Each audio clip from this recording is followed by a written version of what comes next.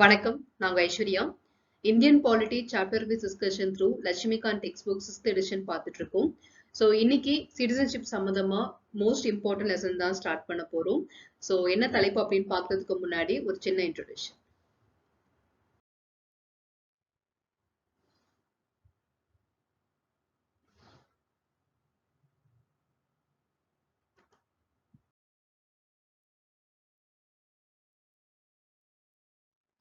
So citizenship அப்படின்ற டாபிக்ல இன்னைக்கு நம்ம இரண்டாவது வீடியோ டிஸ்கஸ் பண்ண போறோம்.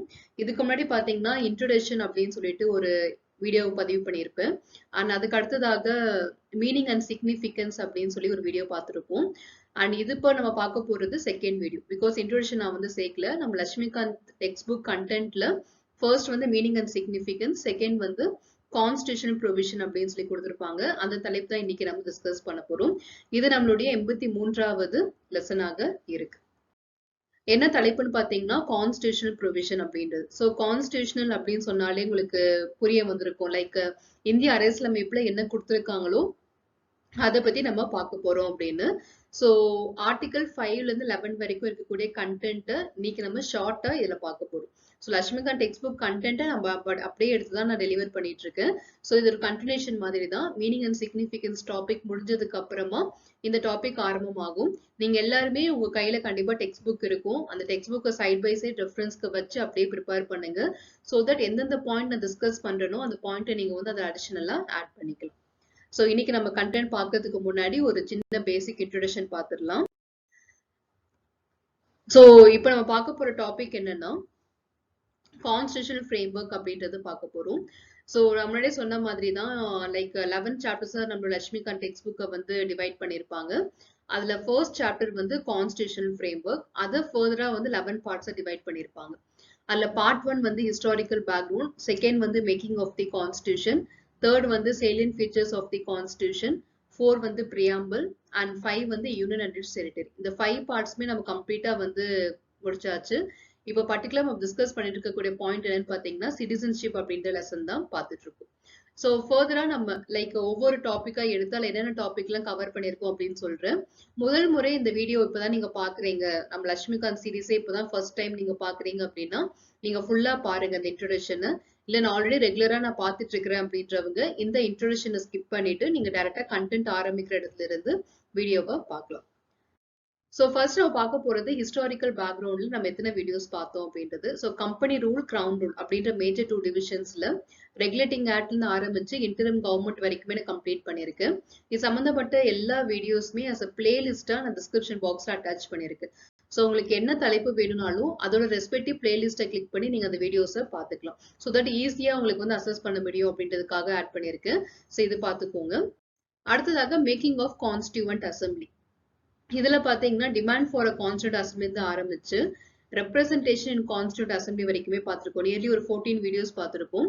இது சம்பந்தமான ஒரு குவிஸ் 2 அப்லோட் பண்ணியிருக்கேன். அதுக்கான ஒரு எக்ஸ்பிளனேஷன் கீ எல்லாமே அட்டாச் பண்ணியிருக்கேன். ஸோ இதுவுமே பாத்தீங்கன்னா பிளேலிஸ்டா டிஸ்கிரிப்ஷன் பாக்ஸ்ல இருக்கும். நீங்க ரெஸ்பெக்டிவ் வீடியோஸ் எடுத்து பார்த்துக்கலாம். மூன்றாவது நம்ம பார்த்தது salient features of the constitution. So இது வந்து கொஞ்சம் லென்த்தியான டாபிக்கா இருந்தது. நியர்லி நம்ம ஒரு 30 வீடியோ இதுல பார்த்திருப்போம். இன்ட்ரோடக்ஷன்ல இருந்து ஆரம்பிச்சு லைக் கிரிட்டிசிசம் வரைக்குமே டிஸ்கஸ் பண்ணியிருப்போம். ஸோ இனிஷியலா வந்து என்னென்ன salient features எல்லாம் இருக்கு அப்படின்னு நம்ம லிஸ்ட் அவுட் பண்ணியிருப்பாங்க. Lengthiest written constitution drawn from various sources இந்த மாதிரி லிஸ்ட் அவுட் பண்ணியிருப்பாங்க. அப்புறமா அதனுடைய கிரிட்டிசிசம் எப்படிலாம் விமர்சனம் பண்ணாங்க நம்மளுடைய இந்திய அரசியலமைப்பை அப்படின்னு சொல்லிட்டு அதுக்கான ஒரு மேஜரா 6 கிரிட்டிசிசம் வந்து பார்த்திருப்போம். ஆனா அதுக்கப்புறமா parts, important articles, schedules and sources இது ரொம்ப இம்பார்ட்டன்ட். ஆக்சுவலா இதெல்லாம் எப்படி ஞாபகம் வச்சுக்கலாம் அப்படின்னு சொல்லிட்டு நான் சின்ன சின்ன ட்ரிக்ஸ் எல்லாம் கூட இதுல ஷேர் பண்ணியிருக்கேன். ஸோ அதனால இதெல்லாம் ஸ்கிப் பண்ணாம பாருங்க, ரொம்பவே யூஸ்ஃபுல்லா இருக்கும். அண்ட் இது சம்பந்தமான ஒரு குவிஸ் 3 அப்லோட் பண்ணியிருக்கேன். அதுவும் நீங்க ரெஃபரன்ஸ்க்கு எடுத்து பார்த்துக்கலாம். அடுத்து நம்ம 4வது பார்த்ததுதான் நம்மளுடைய ப்ரிஃபேஸ் அப்படின்னு சொல்லக்கூடியது. ஸோ இந்திய அரசியலமைப்போடைய கண்டென்ட்டே நம்ம அப்பதான் வந்து ஆரம்பிச்சோம். Preamble of the constitution. So ரொம்ப ரொம்ப இன்ட்ரெஸ்டிங்கான ஒரு டாபிக்னா இதுதான். பிகாஸ் நிறைய பேருக்கு இதுக்கு முன்னாடி இவ்வளோ டீட்டெயிலா இதுல கண்டென்ட் இருக்கா அப்படின்னு கூட யோசிச்சிருக்க மாட்டீங்க. லைக் எல்லா டெக்ஸ்ட் புக்லயுமே ஒரு ஒரு சிங்கிள் சைட்லயே அதோட கண்டென்ட் வந்து முடிச்சிருப்பாங்க. பட் நம்ம பாத்தீங்கன்னா அதுலயே நம்ம ஒரு 2 மணி நேரத்துக்கு மேலேயே டிஸ்கஸ் பண்ணியிருக்கோம் இந்த டாபிக். ஸோ சாவரின் அப்படின்ற வார்த்தைக்கு மீனிங் என்ன, ஃப்ராட்டர்னிட்டினா என்ன அப்படின்னு சொல்லிட்டு ரொம்ப கிளியராகவே நம்மள டிஸ்கஸ் பண்ணியிருக்கோம். ஸோ இந்த வீடியோஸ் ரொம்பவே ஒரு கிறிஸ்டல் கிளியர் எக்ஸ்பிளனேஷனா இருக்கும். இது வரைக்கும் அந்த டாபிக்கை முழுமையா புரிஞ்சுக்க முடியாதவங்க கூட அது சம்பந்தமா ஒரு எஸ்ஐவே எழுதிருவாங்க. அந்த அளவுக்கு நம்ம இந்த கண்டென்ட்டை பார்த்திருக்கோம். ஸோ ரொம்பவே யூஸ்ஃபுல்லானது. அண்ட் சம்பந்தமான ஒரு குவிஸ் நான் அப்லோட் பண்ணியிருக்கேன். அதுக்கான ரெஸ்பெக்ட் லிங்க்ஸ் எல்லாமே வந்து சொன்ன மாதிரி பிளேலிஸ்டா டிஸ்கிரிப்ஷன் பாக்ஸ்ல இருக்கும். அண்ட் லாஸ்டா நம்ம இதுக்கு முன்னாடி பார்த்தது யூனியன் அண்ட் இட்ஸ் டெரிட்டரி. இதுதான் நம்ம ரொம்ப ஸ்ட்ரகிள் பண்ணி கம்ப்ளீட் பண்ணியிருந்தோம். ஸோ இங்க பாத்தீங்கன்னா பவர், பார்லிமெண்டரி பவர் என்ன, பங்களாதேஷ் கூட எப்படி டெரிட்டரிஸ்லாம் எக்ஸ்சேஞ்ச் பண்ணாங்க, பிரின்ஸ்லி ஸ்டேட் சம்மந்தப்பட்டது, Dar commission, JVP committee, so இந்த மாதிரி நிறைய விஷயங்கள் பார்த்துருப்போம். அண்ட் சொல்லப்போனா ஸ்டேட்டோட கிரியேஷன்ஸ், ஃபார்மேஷன்ஸ்லாம் எப்படி உருவாச்சு, எதுல இருந்து எதை பிரிச்சு உருவாக்குனாங்க, ரொம்பவே இன்ட்ரெஸ்டிங்கான டாபிக் ஆக்சுவலா. பிகாஸ் அதுக்கு நிறைய நான் ஹோம்ஒர்க் பண்ணியிருக்கேன். ஸோ ஈஸியா உங்களுக்கு டெலிவர் பண்ணணும் அப்படின்றதுனால அண்ட் ஒரு சின்னதா ஒரு ஸ்டோரி கூட பார்த்தோம். எப்படி ஸ்டேட் ஃபார்மேஷன்ஸ் நம்ம வந்து ஞாபகம் வச்சுக்கலாம், குஜராத்ல இருந்து ஆரம்பிச்சு தெலுங்கானா வரைக்கும் நம்ம எப்படி ஞாபகம் வச்சுக்கலாம் அப்படின்னு சொல்லிட்டு ஒரு ஸ்டோரியா கூட நம்ம அதை பார்த்துருக்கோம். ஸோ நிச்சயமா அது எல்லாமே ரொம்பவே யூஸ்ஃபுல்லா இருக்கும். அண்ட் இது சம்பந்தமான ஒரு குவிஸ் 5 ஒன்று அப்லோட் பண்ணியிருந்தேன். அதுக்கான எக்ஸ்பிளனேஷன் கீ எல்லாமே அட்டாச் பண்ணியிருக்கேன். இது சம்பந்தப்பட்ட எல்லா வீடியோஸுமே பிளேலிஸ்ட் டிஸ்கிரிப்ஷன் பாக்ஸ்ல இருக்கும். யூனியன் அண்ட் டெரிட்டரி அப்படின்ற தலைப்புலயே இருக்கும். நீங்க எடுத்து ரெஃபரன்ஸ் பார்த்துக்கலாம். ஸோ இப்போ பாத்தீங்கன்னா பிரசன்ட் நம்ம என்ன பார்க்க போறோம்னா சிட்டிசன்ஷிப் அப்படின்னு டாபிக் தான் பார்க்க போறோம். ஸோ என்னமோ பார்க்கறதுக்கு வந்து ரொம்ப சின்ன டாபிக் மாதிரி தான் தெரியும். பிகாஸ் இதுக்கு முன்னாடி நம்ம பார்த்தது எல்லாமே மோர் தென் 14-18 வீடியோஸ் நம்ம ஸ்பிட் பண்ணி பார்த்துருப்போம். இதுல ஆக்சுவலா என்னன்னா நான் வந்து 15 மினிட்ஸ் 20 மினிட்ஸ் அப்படின்ற மாதிரி டூரேஷன் எதுவும் ஃபிக்ஸ் பண்ணல. டாபிக் வைஸ் நம்ம டிஸ்கஷன் பண்ணலாம் அப்படின்னு நினைச்சேன். ஏன்னா அப்பதான் உங்களுக்கு வந்து லைக் டெக்ஸ்ட் புக் படிச்சுட்டே இருக்கீங்க, படிச்சுட்டு இருக்கும் போது பர்டிகுலர் ஏதோ ஒரு இடத்துல டவுட் வரும். என்னடா இந்த டாபிக் நமக்கு ஒண்ணுமே புரிய மாட்டேங்குதே அப்படி. இல்லைன்னா நீங்க ஆல்ரெடி வீடியோ பார்த்தவங்க இந்த டாபிக் மட்டும் எனக்கு இன்னும் புரியல, இன்னொரு டைம் பார்த்தா நல்லா இருக்குமே அப்படின்னு தோணும். அப்படி இருக்கும் போது அந்த டாபிக் வைஸ் கேட்டகரைஸ் பண்ணாதான் உங்களால ஈஸியா எடுத்து பார்க்க முடியும். நம்ம அதை ஸ்பிட் பண்ணி பார்ட் 1 பார்ட் 2 அந்த மாதிரி போயிட்டோம் அப்படின்னா லைக் கண்டென்ட் மிஸ் ஆகுறதுக்கு சான்ஸ் இருக்கு. ஸோ அதனால நம்ம அந்த ரிஸ்க் எடுக்க வேண்டாம். பிகாஸ் நடுவில் எல்லாம் பாத்தீங்கன்னா இந்த அக்வஸ்டேஷன் ஆஃப் சிட்டிசன்ஷிப்லாம் இருக்கு இல்லையா, அது வந்து லென்த்தியான டாபிக். எனக்கு தெரிஞ்சது 1 hour வீடியோவா போகும்னு நினைக்கிறேன். பட் ஸ்டில் இருக்கட்டும், நம்ம வந்து டாபிக் வைஸே ப்ரொவைட் பண்ணலாம் அப்படின்னு தான் டிசைட் பண்ணியிருக்கேன். ஸோ அதனால வந்து நம்ம டாபிக் வைஸ் ஸ்ப்ளிட் பண்ணும் போது நமக்கு இத்தனை டாபிக்ஸ் தான் வந்திருக்கு. ஸோ கான்ஸ்டியூஷன் ப்ரொவிஷன் பொறுத்த வரைக்கும் நம்ம பேசிக்கா ஐ திங்க் ஒரு 1/2 hour அந்த மாதிரி இருக்கும் வீடியோ. அக்வஸ்டேஷன்ஸ் வந்து கொஞ்சம் லென்த்தியான டாபிக் தான், லாஸ் வந்து மாடரேட்டான டாபிக் தான். ஸோ அதனால நம்ம டாபிக் வைஸ் பார்ப்போம். ஸோ தட் உங்களுக்கும் ஃபியூச்சர்ல எடுத்து பார்க்கும்போது, because it is not just 10 to 20 videos. இந்த டெக்ஸ்ட் புக் ஃபுல்லா நம்ம முடிக்கணும்னா 1000 வீடியோஸ் ஆகும். ஸோ அதனால நம்ம வந்து கிறிஸ்டல் கிளியரா டாபிக் வைஸ் போறதா நல்லது. ஸோ அதனால இன்னைக்கு நம்ம பார்க்க போறது கான்ஸ்டியூஷனல் ப்ரொவிஷன். ஸோ எப்போ நம்ம பார்க்குற மாதிரி தான் டீட்டெயிலா கண்டென்ட் நான் ஃபுல்லாவே எக்ஸ்பிளைன் பண்றேன். அதுக்கப்புறமா பாயிண்ட்ஸ் டு ரிமெம்பர்ல லைக் இது வரைக்கும் நம்ம ஒரு 10 to 15 ஸ்லைட்ஸ்ல பார்த்த கண்டென்ட் ஒரே ஸ்லைட்ல நம்ம வந்து ஷார்ட்டா நம்ம கம்ப்ளீட் பண்ணிடலாம். நான் முன்னாடி சொன்ன மாதிரி அதனுடைய இம்பார்ட்டன்ஸ்லாம் என்னன்னு தெரியும், நான் லாஸ்டா கூட ஷேர் பண்றேன். ஸோ இன்னைக்கு டாபிக் நம்ம பார்க்க போறது கான்ஸ்டியூஷனல் ப்ரொவிஷன்ஸ். ஸோ பேசிக்கா இப்படிதான் வந்து ஆரம்பிப்பாங்க டாபிக். கான்ஸ்டியூஷனல் ப்ரொவிஷன்ஸ்னா என்ன? கான்ஸ்டியூஷன்ல அரசியலமைப்பு, ப்ரொவிஷன்ஸ்னா அதுல கொடுக்கப்பட்ட விஷயம், அவ்வளவுதான். ஸோ இந்திய அரசியலமைப்புல குடியுரிமை பற்றி எதெல்லாம் கொடுத்திருக்காங்க, என்னெல்லாம் பேசியிருக்காங்க அப்படின்றது நமக்கு எடுத்து சொல்ல போறாங்க. ஸோ கான்ஸ்டியூஷன் அப்படின்னு வந்தாலும் நமக்கு என்ன அர்த்தம், எந்த பார்ட்ல மென்ஷன் பண்ணியிருக்காங்க, என்னென்ன ஆர்டிகல்ஸ் அதுல இருக்கு, அவ்வளவுதான். ஸோ ஆர்டிகல் 5ல இருந்து 11 வரைக்கும் அதுல இருக்குன்னு தெரியும் நமக்கு. ஸோ 5 to 11 ஷார்ட்டா நமக்கு எக்ஸ்பிளைன் பண்ணியிருக்காங்க இந்த வீடியோல, அவ்வளவுதான். ஸோ 5 to 11 நம்ம ஷார்ட்டா இந்த வீடியோல பார்க்க போறோம். அதுக்கப்புறமா நமக்கு எப்படி நம்ம வாங்கலாம், எப்படி நம்மளோட குடியுரிமையை இழக்கிறதுக்கு வாய்ப்புகள் இருக்கு, இதெல்லாமே சப்சிக்வெண்டா நம்ம அடுத்தடுத்த வீடியோல பார்த்துக்கலாம். ஸோ இப்போ நம்ம பார்க்க போறது பேசிக் இன்ட்ரோடக்ஷன் வந்து நம்ம ஆரம்பிப்போம். The Constitution deals with the citizenship from Article 5 to 11 under Part 2. நம்மளுடைய இந்திய அரசியலமைப்புல மொத்த பகுதிகள் எவ்வளவு அப்படின்னு பாத்தீங்கன்னா டோட்டலா நமக்கு 25 பார்ட்ஸ் இருக்கு அப்படின்னா அதுல 2வது பார்ட்ல வந்து நம்ம குடியுரிமை பத்தி, சிட்டிசன்ஷிப் பத்தி பேசியிருக்காங்க. என்னென்ன ஆர்டிகல்ஸ் கவர் ஆகுது, ஆர்டிகல் 1 to 4 நம்ம இதுக்கு முன்னாடி பார்த்த யூனியன் அண்ட் டெரிட்டரியில கவர் ஆயிரும். 5 to 11 பாத்தீங்கன்னா குடியுரிமை அப்படின்ற டாபிக்ல கவர் ஆகுது. ஸோ இது வரைக்கும் பேசிக்கான ஒரு இன்ஃபர்மேஷன் தான். However, it contains neither any permanent nor any elaborate provision in this regard அப்படின்னு கொடுத்திருக்காங்க.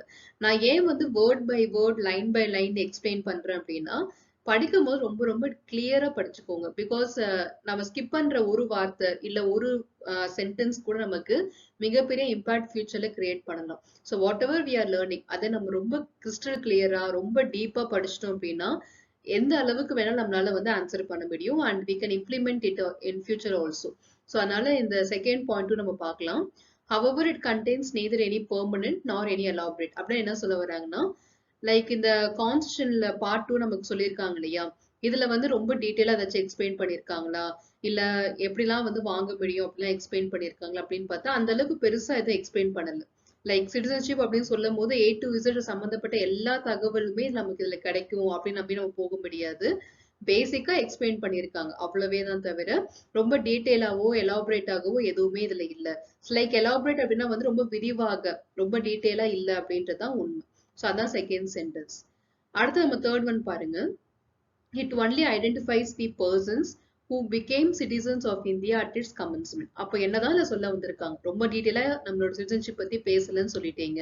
அப்போ இதுல என்னதான் சொல்லியிருப்பாங்க அப்படின்னு கேட்டீங்கன்னா நம்மளுடைய இந்திய அரசியலமைப்பு உருவாக்கி நம்ம அதை அமலுக்கு கொண்டு வரோம் இல்லையா, நம்மளுடைய இந்திய அரசியலமைப்பு நம்ம ஏற்றுக்கொண்ட நாள் January 26, 1950 குடியரசு தினம் அப்படின்னு சொல்லி நம்ம கொண்டாடுறோம் இல்லையா, அந்த நாள் அந்த அந்த பர்டிகுலர் டேல பாத்தீங்கன்னா இந்தியாவுடைய சிட்டிசன்ஸா யாரெல்லாம் ஏற்றுக்கொண்டப்பட்டார்கள் அக்செப்ட் பண்ணிக்கிட்டோம் அப்படின்றத பத்தி தான் இல்ல சொல்லியிருக்காங்க.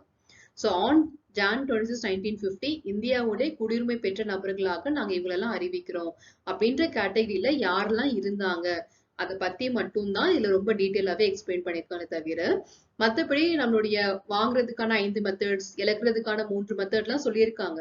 But not in a very detailed manner. And then citizenship பத்தி ரொம்ப விரிவாலாம் மற்ற தகவல் எதுவுமே வந்து ரைட்ஸ் டியூட்டிஸ் இந்த மாதிரி எதுவுமே வந்து அவங்க டிஸ்கஸ் பண்ணல. பார்லிமெண்ட்டுக்கு இதுல உரிமை இருக்கு, அவங்க மட்டும்தான் டிசைட் பண்ண முடியும்ன்றது மட்டும் ஃபைனலா சொல்லி முடிச்சுட்டாங்க. ஸோ அதனால நம்மளுக்கு இந்த பேசிக் இன்ட்ரோடக்ஷன் என்ன சொல்ல வராங்கன்னா நம்மளுடைய இந்திய அரசியலமைப்பு அப்படின்ற பகுதியில வந்து பாத்தீங்கன்னா 2வது பகுதியில குடியுரிமை பத்தி பேசியிருக்காங்க ஃபர்ஸ்ட் பாயிண்ட். செகண்ட் வந்து எந்தெந்த சரத்துக்கு கவர் ஆகுது அப்படின்னு பார்க்கும்போது ஆர்டிகல் 5 to 11 இதுல கவர் ஆகுது. இது செகண்ட் பாயிண்ட். தேர்ட் பாயிண்ட் என்னன்னா ரொம்ப டீட்டெயிலா நம்ம குடியுரிமை பத்தி இதுல பேசல. என்ன பேசியிருக்காங்கன்னா Jan 26, 1950 அன்னைக்கு இந்தியாவோட குடியுரிமை பெற்ற நபர்கள்லாம் யாரு அப்படின்றத கிளியரா இதுல சொல்லியிருக்காங்க. ஸோ யாரெல்லாம் லைக் இந்த மாதிரி பர்சன்ஸ் எல்லாம் நம்மளோட இந்தியன் சிட்டிசன்ஸ் நம்ம அக்செப்ட் பண்ணிக்கலாம், இவங்களை நம்ம அக்செப்ட் பண்ணிக்கலாம் அப்படின்னு சொல்லிட்டு ஒரு நிறைய கேட்டகரிஸ் இருக்கு. அதை பத்தி மட்டும் இதுல ரொம்ப டீட்டெயிலாவே எக்ஸ்பிளைன் பண்ணியிருக்காங்க அப்படின்றத சொல்லியிருக்காங்க. ஸோ நம்ம இன்ட்ரோடக்ஷனை கிளியரா பார்த்துட்டோம். இப்ப அடுத்து நம்ம சில பேசிக் பாயிண்ட்ஸ் என்னென்ன இருக்கு அப்படின்றத பார்க்கலாம். ஸோ ஃபர்ஸ்ட் பாயிண்ட் இங்க பாருங்க. It does not deal with the problem of acquisition or loss of citizenship subsequent to its commencement அப்படின்னு சொல்லியிருக்காங்க. லைக் புரியுதா? லைக் அக்வஸ்டேஷன் அப்படின்னா வந்து வாங்குறதுக்கான ஒரு குடியுரிமையை பெறுவதற்கான வழிமுறைகள் என்ன, ஓகேவா, நம்ம அப்படி எடுத்துக்கலாம் பெறுவதற்காக அப்படின்னு சொல்லிட்டு. ஓகே, அண்ட் லாஸ் அப்படின்னா இழக்கிறதுக்கான வழிமுறைகள். ஸோ இதுல வந்து ஒரு குடியுரிமையை பெறுவதற்கோ இல்ல இழப்பதற்கோ அதுல இருக்கக்கூடிய பிரச்சனைகள் ஒண்ணு இருக்கு இல்லையா, அதை பத்தி நம்மளுடைய கான்ஸ்டியூஷன்ல இதை பத்தி பேசல, பார்ட் 2ல அதை பத்தி பேசல. எதை பத்தி பேசியிருக்காங்கன்னா குடியுரிமை சம்பந்தப்பட்ட சட்டங்கள் இயற்றுவதற்கு யாருக்கு அதிகாரம் இருக்கு அதை பத்தி பேசியிருக்காங்க. சோ பாராளுமன்றத்துக்கு மட்டும்தான் அதிகாரம் இருக்கு, அவங்க மட்டும்தான் இல்ல டிசைட் பண்ண முடியும் யாருக்கு கொடுக்கலாம் யார்கிட்ட இருந்து வாங்கலாம் அப்படின்ற விஷயங்கள் எல்லாமே அவங்க தான் டிஸ்கஸ் பண்ணுவாங்க, அவங்க தான் முடிவெடுப்பாங்க அப்படின்றத சொல்லியிருக்காங்க. சோ நமக்கு இந்த செகண்ட் பாயிண்ட்ல தெரிய வரக்கூடிய விஷயம் என்னன்னா நமக்கு இந்த குடியுரிமையை பெறுவதற்கு உண்டான பிரச்சனைகளோ இல்ல இழப்பதற்கு உண்டான பிரச்சனைகளோ இதை பத்தி நம்மளுடைய சிட்டிசன்ஷிப் அப்படின்ற பார்ட்ல எதுவுமே பேசல. பார்லிமெண்ட் இது சம்பந்தமா முடிவு எடுத்துக்கலாம், அவங்களுக்கு மட்டும்தான் இதுல முடிவெடுக்கிறதுக்கான உரிமை இருக்கு அப்படின்றத கிளியரா சொல்லிட்டாங்க. நிறைய முறை இந்த கேள்வி கேட்டிருக்காங்க, சிட்டிசன்ஷிப் சம்பந்தமா முடிவெடுக்கக்கூடிய அதிகாரம் யாருக்கு இருக்கு, லைக் பார்லிமெண்ட்டுக்கு இருக்கா இல்ல இந்தியன் சென்ட்ரல் கவர்மெண்ட் இல்லாட்டி நம்மளுடைய ஸ்டேட் லெஜிஸ்லேச்சர் அப்படின்னு சொல்லுவோம் இல்லையா அவங்களுக்கு இருக்கா இல்ல சுப்ரீம் கோர்ட்டுக்கு இருக்கா அப்படின்னு கேட்பாங்க. நிறைய முறை வந்து ஸ்டூடெண்ட்ஸ் அதாவது ஆஸ்பிரன்ஸ் எப்படி இன்வெஸ்டிகேட் பண்ணுவாங்கன்னா லைக் நியூட்ரலான ஒரு பாடியா தான் இருக்க முடியும் அப்படின்னு நினைச்சு சுப்ரீம் கோர்ட் அப்படின்னு கொடுத்துருவாங்க. ஆக்சுவலா பாராளுமன்றத்துக்கு அந்த உரிமைகள் இருக்கு, ஏன்னா அவங்களால மட்டும்தான் சட்டங்கள் இயற்ற முடியும். அதனால empowers the parliament to enact a law to provide for such matters and any other matter relating to citizenship. So இது வந்து செகண்ட் பாயிண்டா கொடுத்திருக்காங்க. பின்னாடி நம்ம பாயிண்ட்ஸும் ரிமெம்பர்ல டோட்டலா எல்லாத்தையுமே கேதர் பண்ணி பார்த்துக்கலாம்.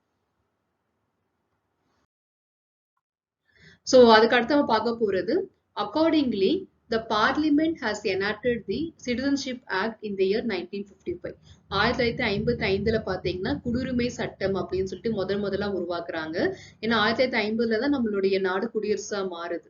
அதுக்கப்புறமா ஒரு 5 years கழித்து பாத்தீங்கன்னா இந்த சிட்டிசன்ஷிப் ஆக்ட் அப்படின்றத அறிமுகப்படுத்துறாங்க. அது நடைமுறை வந்து திருத்தம் செய்யப்பட்டுள்ளது. அது எத்தனை முறை திருத்தம் செய்யப்பட்டது, அதுல என்னெல்லாம் ஆட் பண்ணாங்க அப்படின்றத பின்னாடி நம்ம பார்க்கலாம். which has been amended from time to time. தேவைப்படும் போது எல்லாமே அது நம்ம திருத்தி அமைச்சிருக்கும். According to the constitution, the following 4 categories of persons became the citizens of India at its commencement அப்படின்னு கொடுத்திருக்காங்க. இதான் ரொம்ப இம்பார்ட்டன்டான ஒரு பாயிண்ட் இது. ஸோ நம்மளுடைய இந்திய அரசியலமைப்பை பொறுத்த வரைக்கும் பார்த்தீங்கன்னா 4 கேட்டகரியை சேர்ந்த நபர்களுக்கு மட்டும்தான் இந்திய குடியுரிமை, இந்திய நபர்கள் அப்படின்ற அந்த அங்கீகாரம் வந்து கொடுக்கப்பட்டிருக்கு. என்னைக்குன்னு பாத்தீங்கன்னா நம்மளுடைய இந்திய அரசியலமைப்பு கமென்ஸ் ஆன நாள். கமென்ஸ்மெண்ட் அப்படின்னா வந்து நடைமுறைப்படுத்தப்பட்டு இயங்க ஆரம்பிச்சிச்சு இல்லையா, அந்த நாள். அது என்ன நம்ம எல்லாருக்குமே தெரியும், Jan 26, 1950. ஸோ அந்த டேட் படி யாருக்கெல்லாம் இந்திய குடியுரிமை வழங்கப்பட்டது? ஸோ 4 கேட்டகரியை சேர்ந்தவங்களுக்கு மட்டும்தான் கொடுக்கப்பட்டுச்சு.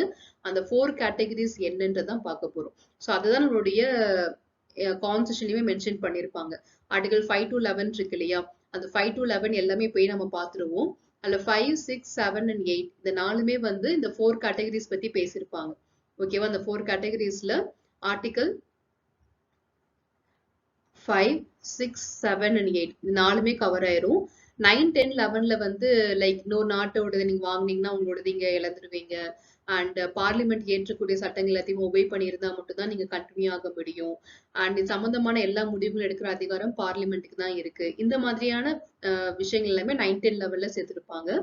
5, 6, 7, 8ல இந்த விஷயங்கள் மட்டும்தான் இருக்கும். அதாவது இந்த 4 கேட்டகரிஸ் ஆஃப் பீப்புள் யாருக்கெல்லாம் வந்து இந்திய குடியுரிமை நம்மளுடைய ரிபப்ளிக் டே அன்னைக்கு அந்த 1950 அப்படின்ற வருஷம் வந்து கொடுக்கப்பட்டுச்சு அப்படின்றது மட்டும்தான் எக்ஸ்பிளைன் பண்ணியிருப்பாங்க. ஸோ இதான் ரொம்ப இம்பார்ட்டன்ட். இந்த 4 கேட்டகரிஸ் என்ன அப்படின்றத இப்ப நம்ம பார்க்கலாம். ஸோ சோஃபார் நம்ம பார்த்தது எல்லாமே ஒரு பேசிக் இன்ட்ரோடக்ஷன் தான். ஸோ எங்க கொடுத்துருப்பாங்க, என்ன கொடுத்துருக்காங்க, எதை பத்தி பேசியிருக்காங்க அப்படின்னு வரைக்கும் தான் பார்த்துருக்கோம். இப்போதான் நம்ம வந்து மெயின் பிக்சருக்குள்ளே வரும். ஸோ சொன்னபடி நீங்க மைண்ட்ல ஞாபகம் வச்சுக்க வேண்டிய விஷயம் என்ன அப்படின்னா, கமென்ஸ்மெண்ட் டேட் தான். அதாவது Jan 26, 1950 அந்த தேதிப்படி இந்தியாவுடைய குடிமகன்கள்லாம் யாரெல்லாம் நம்ம அங்கீகாரம் கொடுத்தோம், இந்தியாவுடைய குடிமகன் பிரஜைகள் அப்படின்ற அங்கீகாரத்தை யாருக்கெல்லாம் நம்ம கொடுத்தோம் அப்படின்றத பார்க்க போறோம். இல்ல ஃபர்ஸ்ட் கேட்டகரி இருக்கு இல்லையா, இந்த கேட்டகரி வந்து ஆர்டிகல் 5ல மென்ஷன் பண்ணிருப்பாங்க. ஓகேவா? ஆர்டிகல் 5ல இதை பத்தி பேசியிருப்பாங்க. இதுல என்னன்னா, a person who had his domicile in India and also fulfilled any one of the 3 condition. இது வந்து ஆர்டிகல் 5ல மென்ஷன் பண்ண பாயிண்ட்ஸ் இப்ப நம்ம பார்க்க போறோம். சோ இந்த கேட்டகரி சேர்ந்தவங்க யாருன்னா, இந்தியால குடியிருப்பவர்கள். ஏன்னா நமக்கு 1950 பத்தி பேசிட்டு இருக்கும் போது இந்தியால யாரெல்லாம் வாழ்ந்துட்டு இருக்காங்களோ, இந்தியால யாரெல்லாம் தங்கி வாழ்ந்துட்டு இருக்காங்களோ அவங்களுக்கு யாருக்கெல்லாம் நம்ம வந்து குடியுரிமையை கொடுக்க முடியும். இது கொஞ்சம் காம்ப்ளிகேட்டடான டாபிக் தான். ஓகேவா? ஆனா நம்ம சிம்பிளா படிச்சிடலாம். மேபி நான் இப்ப சொல்லும் போது உங்களுக்கு வந்து புரிஞ்ச மாதிரி இருக்கு, புரியாத மாதிரி கூட இருக்கலாம். பட் நீங்க பொறுமையா கேளுங்க, டில் தி எண்ட் வரைக்கும் 1 by 1 பாருங்க. பாயிண்ட்ஸ் டு ரிமெம்பர் பார்க்கும் போது நம்ம எல்லாத்தையுமே சேர்த்து கிளாஸிஃபை பண்ணுவோம் இல்லையா, அப்ப ரொம்பவே சிம்பிளா மாறிடும். ஆனா நீங்க ஒரு வார்த்தைக்கும் மீனிங் என்னன்றது நீங்க தெரிஞ்சா மட்டும்தான் பாயிண்ட்ஸ் டு ரிமெம்பர் நம்மளால ஈஸியா ரீகலேட் பண்ண முடியும். புரியலன்னா கூட பரவாயில்ல, நிதானமா கேளுங்க. லைக் கான்செப்ட் லைக் புரியலன்னா என்ன அர்த்தம்னா, சுத்தமா புரியலன்னா திருப்பி தான் கேட்டாகணும். புரியுது பட் எதுவுமே என்னால ஞாபகம் வச்சுக்க முடியல, கொஞ்சம் ஒரு மாதிரி குழப்பமா இருக்கு அப்படின்றவங்க வந்து டில் தி எண்ட் வரைக்கும் இருந்து பாயிண்ட்ஸ் ரிமெம்பர்ல ரீகலேட் பண்ணிக்கோ. சோ ஃபர்ஸ்ட் அவங்க என்ன சொல்ல வராங்க, இந்தியால வாழ்ந்துட்டு இருக்காங்க. அவங்கள எல்லாருக்குமே நாங்க கொடுத்துருவோமான்னு கேட்டா அப்படிலாம் எல்லாருக்கெல்லாம் கொடுக்க முடியாது.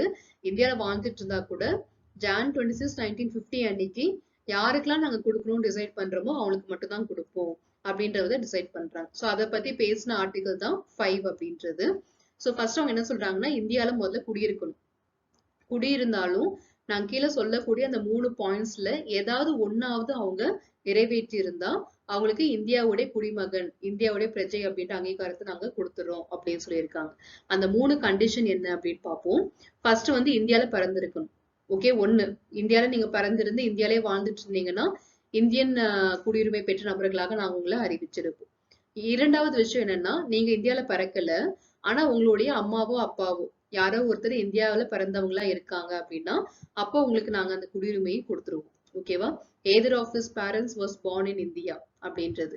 சோ இதுவும் இல்ல, நானும் பிறக்கல, என்னோட அம்மா அப்பாவும் இந்தியால பிறக்கல, ஆனா நாங்க இந்தியால வாழ்ந்துட்டு இருக்கோம் அப்படின்ற கேட்டகரியை சேர்ந்த மக்களுக்கு இந்த பாயிண்டாவது அவங்க வந்து ஃபுல்ஃபில் பண்ணிருக்கணும். என்னன்னா, if he has been ordinarily resident, சாதாரணமாக இந்தியால வசிப்பவராக இருக்காரு, தானும் இந்தியால பிறக்கல, தன்னை பெற்றவர்களும் இந்தியாவுல பிறக்கல, இப்படிப்பட்ட கண்டிஷன் இருக்கிறவங்க பட் இந்தியாவுல வாழணும்னு விருப்பப்படுறாங்க அப்படின்னா அவங்க வந்து குறைந்தபட்சம் 5 வருடங்களாவது, அதாவது கமன்ஸ்மெண்ட் டேட் நம்ம எல்லாருக்கும் தெரியும் இல்லையா, Jan 26, 1950.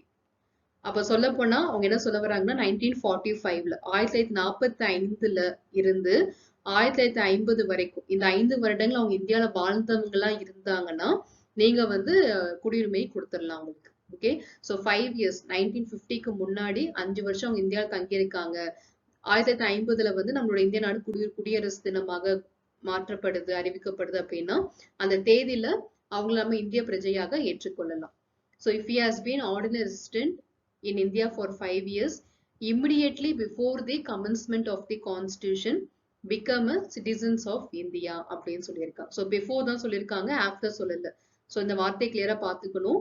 ஸோ நம்ம அப்படி பார்த்தீங்கன்னா 1945ல இருந்து அவர் இந்தியால குடியிருக்காங்க, தன்னை தானும் வந்து இந்தியால பிறக்கல, தன்னை பெற்றவர்களும் இந்தியால பிறக்கல அப்படின்றவங்க இந்த 5 இயர்ஸ் அவங்க இந்தியால இருந்திருந்தாங்க. மினிமம் தான் சொல்றாங்க. நீங்க அதை 1940ல இருந்து வச்சுக்கலாம், இல்ல 35ல இருந்து வச்சுக்கலாம், அதெல்லாம் உங்களோட விஷயம். பட் அவங்களுக்கு தேவை 5 இயர்ஸ் தான். 5 இயர்ஸ் இந்தியால நீங்க இருந்தீங்க, லைக் 1945ல இருந்து இந்தியால நீங்க இருந்தவங்களா இருந்தீங்கன்னா நிச்சயமா நாங்க உங்களுக்கு குடியுரிமையை கொடுத்துருவோம். இது வந்து ஃபர்ஸ்ட் கண்டிஷன். ரொம்ப ரொம்ப சிம்பிளா முடிஞ்சிடும். பார்க்கதான் காம்ப்ளிகேட்டடா இருக்கும், ஆனா ஆர்டிகல் 5 வந்து ரொம்ப ரொம்ப சிம்பிளான ஒரு விஷயம். சோ நீங்க ஞாபகம் வச்சுக்க வேண்டிய விஷயம் என்னன்னா, இந்தியாவில குடியிருக்கக்கூடியவங்க டொமிசைல்டு இன் இந்தியா, ஓகே, அவங்க எல்லாருக்குமே நாங்க வந்து 1950ல குடியுரிமையை கொடுக்குறோம். ஆனா நாங்க சொல்ற 3 கண்டிஷன்ல ஏதாவது ஒன்னாவது நீங்க ஃபுல்ஃபில் பண்ணிருக்கணும். ஃபர்ஸ்ட் கண்டிஷன், நீங்க இந்தியால பிறந்தவங்களா இருக்கணும். அப்படி இல்லையா, உங்களுடைய பெற்றவர்கள்ல யாராவது ஒருத்தராவது, அம்மா இல்ல அப்பா யாராவது ஒருத்தராவது இந்தியாவை சேர்ந்தவங்களா, இந்தியால பிறந்தவங்களா இருக்கணும். அதுவும் இல்லைன்ற போதுதான் நீங்க மினிமம் 5 இயர்ஸாவது இந்தியால தங்கி இருந்தீங்கன்னா, 1945ல இருந்து இந்தியால தங்கி இருந்தவங்களா இருந்தீங்கன்னா நிச்சயமா நாங்க உங்களுக்கு குடியுரிமையை கொடுத்துடுறோம் அப்படின்னு சொல்லியிருக்காங்க. இது வந்து டொமிசைல்டு அப்படின்ற டாபிக்ல வரக்கூடியது, ஆர்டிகல் 5 சம்பந்தப்பட்டது. சோ இப்ப நம்ம அடுத்த டாபிக் என்னன்றத பார்க்கலாம். சோ செகண்ட் மெத்தட் என்ன அப்படின்னு பாத்தீங்கன்னா, ஆர்டிகல் 6 இருக்கு இல்லையா, சோ 6 சம்பந்தப்பட்டது. சோ இது வந்து கொஞ்சம் வித்தியாசமா இருக்கும். அதாவது பாகிஸ்தான்ல இருந்து இந்தியாவுக்கு வந்தவங்க, இவங்களுக்கு நாங்க யாருக்கெல்லாம் வந்து குடியுரிமை கொடுக்குறோம் அப்படின்னு சொல்லி கொடுத்திருந்தாங்க. ஏன்னா நம்ம வந்து ஒரே நாடா இருந்தவங்க தானே, இந்தியா பாகிஸ்தான் எல்லாமே வந்து இந்திய நாடா தான் இருந்தது. அதுக்கப்புறமா தான் பைஃபுரிகேஷன் லைக் பார்ட்டிஷன்ஸ் அப்படின்னு நடந்தது. சோ அப்படி நடக்கும் போது நம்ம இங்க இருக்கிறவங்க பாகிஸ்தானுக்கு போயிருப்பாங்க, பாகிஸ்தான்ல இருக்கிறவங்க இந்தியாவுக்கு வந்திருப்பாங்க, இந்தியால இருந்து பாகிஸ்தானுக்கு போயிட்டு மறுபடியும் ரிட்டர்ன் ஆயிருப்பாங்க. சோ இந்த மாதிரி நிறைய கேட்டகரிஸ் இருக்கு. சோ அதனால இவங்க வந்து செகண்ட் பாயிண்டா ஆர்டிகல் 6ல என்ன சொல்லியிருந்தாங்கன்னா, இந்தியால இருந்து பாகிஸ்தான்ல இருந்து இந்தியாவுக்கு வந்தவங்கல யாருக்கெல்லாம் நாங்க வந்து சிட்டிசன்ஷிப் அப்படின்றத கொடுக்க போறோம் அப்படின்றத எக்ஸ்பிளைன் பண்ணியிருந்தாங்க. இதுல ஒரே ஒரு டேட் தான் ரொம்ப இம்பார்ட்டன்ட், ஜூலை 19, 1948. சோ நம்ம வந்து இந்த சிட்டிசன்ஷிப்ல டோட்டலா வந்து 3 to 4 டேட்ஸ் வந்து பார்ப்போம். அந்த 4 டேட்மே நீங்க நல்லா ஞாபகம் வச்சுக்கோங்க. அதுக்கப்புறமா பின்னாடி நம்ம பார்க்கும் போது இந்த பர்த் டிசென்ட் எல்லாம் இருக்கு இல்லையா, அக்வஸ்டேஷன்ஸ் வந்து பார்ப்போம்ல, அதுலயுமே டேட்ஸ் வரும். சோ அந்த டேட்டும் நம்ம ஞாபகம் வச்சுக்கணும். ஃபைனலா நான் உங்களுக்கு இந்த சிட்டிசன்ஷிப் லெசன்ஸை கம்ப்ளீட் பண்ணும்போது என்னென்ன டேட்ஸ் எல்லாம் நம்ம இதுல படிச்சிருக்கோம் அப்படின்றத நான் ரீகால் பண்றேன். இப்போ வரைக்கும் நான் பார்த்தது ஒரே ஒரு டேட் தான், Jan 26, 1950 கமென்ஸ்மெண்ட் டேட் தான் பார்த்திருக்கோம். இப்போ செகண்ட் டேட் நம்ம பார்க்க போறது July 19, 1948. So a person who migrated to India from Pakistan became an Indian citizen if he or either of his parents or any of his grandparents was born in undivided India and also fulfilled any one of the two conditions. So முதல்ல வந்து இனிஷியலா ஒரு criteria இருக்கு, அந்த கிரைட்டீரியாவை minimum fulfil பண்ணிடணும். அதுக்கப்புறமா நமக்கு ஒரு 2 சான்ஸ் கொடுக்குறாங்க. லைக் முன்னாடி பார்த்தோம்ல, டொமிசைல்டு இன் இந்தியாவா இருக்கணும், இந்தியாவில் வசிப்பவரா இருக்கணும். அதுக்கு கீழே ஒரு 3 கண்டிஷன் இருந்துச்சு இல்லையா, அந்த மாதிரி இங்கேயும் அந்த மாதிரி 2 கண்டிஷன்ஸ் இருக்கு. ஸோ ஃபர்ஸ்ட் என்னன்னா வந்து ஒரு நபர் இருக்காரு, அந்த நபர் பாகிஸ்தான்ல இருந்து இந்தியாவுக்கு வந்திருக்காரு.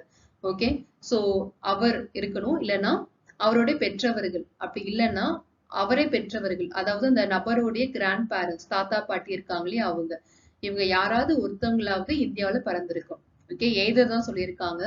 ஸோ இஃப் ஹி, அந்த பர்டிகுலர் பர்சன், இல்லைன்னா அவருடைய எய்தர் ஆஃப் ஹிஸ் பேரண்ட்ஸ், அம்மா இல்லைன்னா அப்பா, or any of his grandparents, தாத்தா இல்லைன்னா பாட்டி, அது அம்மா வழியில இருக்கலாம், இல்லைன்னா அப்பா வழியிலயும் இருக்கலாம்.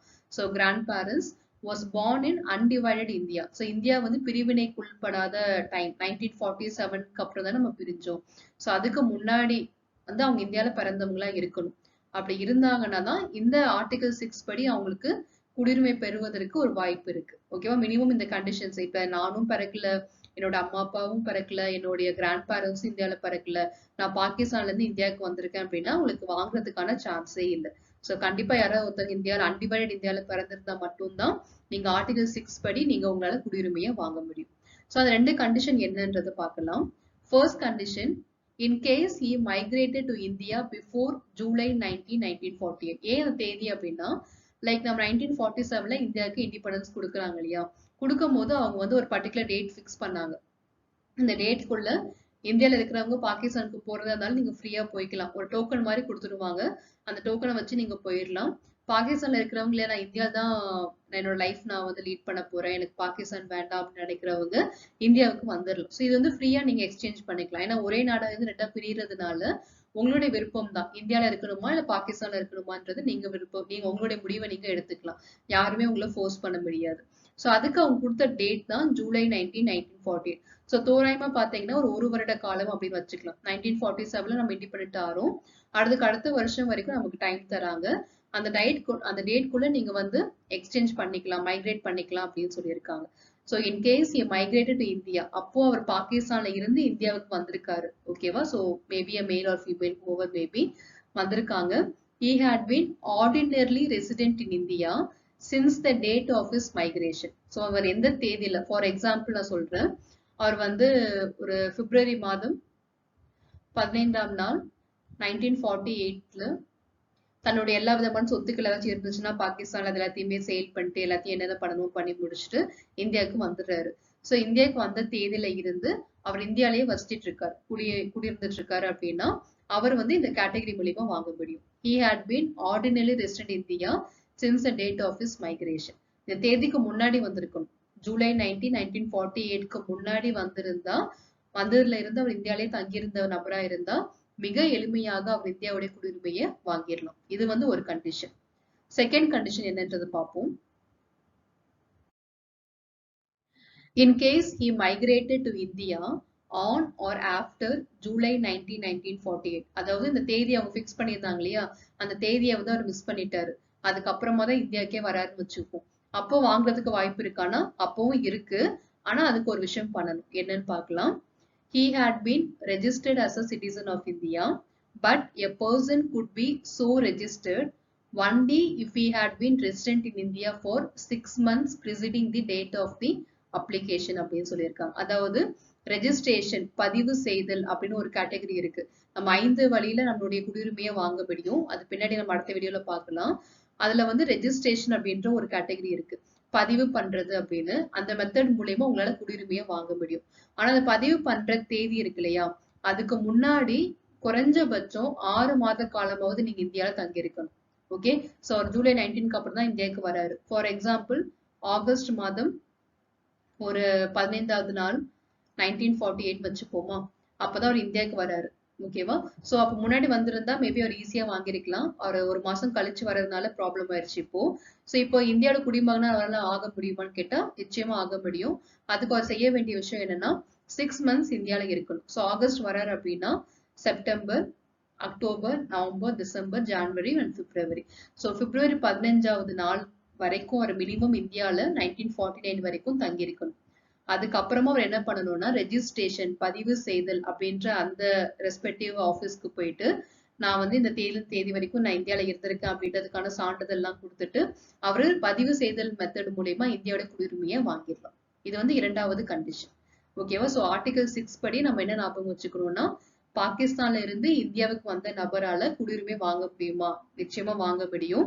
அதுக்கு ரெண்டு கண்டிஷன். ஃபர்ஸ்ட் வந்து இனிஷியல் ஒரு கண்டிஷன் இருக்கு. என்னன்னா, ஒண்ணு அவர் இந்தியால அன்டிவைடட் இந்தியால பிறந்திருக்கணும். இல்லைன்னா அவருடைய பெற்றவர்களை யாராவது ஒருத்தராவது பிறந்திருக்கணும். இல்ல தாத்தா பாட்டில யாராவது ஒருத்தராவது பிறந்திருக்கணும். அப்படி இருந்தா அவருக்கு வாங்குறதுக்கு வாய்ப்பு இருக்கு. சோ இதுல ஏதாவது ஒரு கண்டிஷன் ஃபுல்ஃபில் பண்ணிட்டாரு. இப்ப அது கீழே வந்து பாத்தீங்கன்னா டேட் வரும். ஜூலை 19, 1948. இந்த தேதிக்கு முன்னாடி வந்திருந்தா சுலபமாவே அவர் வாங்கிடலாம். இந்த தேதிக்கு அப்புறமா வந்துட்டாரு அப்படின்னா 6 மாத காலம் இந்தியாவில் தங்கியிருந்து அதுக்கப்புறமா பதிவு செய்தல் ரெஜிஸ்ட்ரேஷன் அப்படின்ற மெத்தட் மூலியமா அவரால் இந்திய குடியுரிமை வாங்க முடியும். இது ஆர்டிகல் 6ல மென்ஷன் பண்ண விஷயம். ஸோ அந்த 4 கேட்டகரிஸ் நம்ம பார்த்தோம் இல்லையா? அதுல இப்போ 2 கேட்டகரி தான் முடிச்சிருக்கோம். ஒன்னு டொமிசைல்டு இன் இந்தியா முடிச்சிருக்கோம். Migrated from Pakistan to India இது நம்ம பார்த்திருக்கோம். இப்போ 3வது கேட்டகரி என்னன்றதை பார்க்கலாம். ஸோ 3வது கேட்டகரி என்னன்னா, லைக் இந்தியால இருந்து பாகிஸ்தானுக்கு போயிட்டாங்க. மறுபடியும் இந்தியாவுக்கு வந்துட்டாங்க.